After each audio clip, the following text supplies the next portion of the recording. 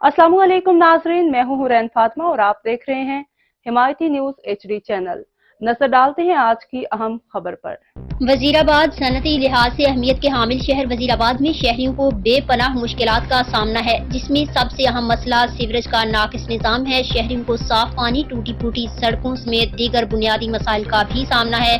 लाखों नफूस पर मुश्तमिल जिला वजीराबाद में गुज़िश्ता 15 बरस से नून लीग कामयाब होती चली आ रही है। शहर और गिरदोनवाह की आवाम शहर की हालत इज़ार पर मायूस भी है और तरक्याती काम न होने, टूटी फूटी सड़कों, सीवरेज के नाकिस निजाम, आलूदा पानी समेत दीगर मसाइल का शिकवा करते नजर आते हैं।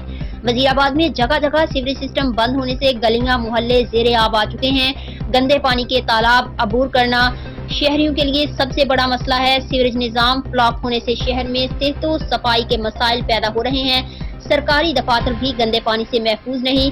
गैपको दफातर के बाहर गंदे पानी की नहर बह रही है।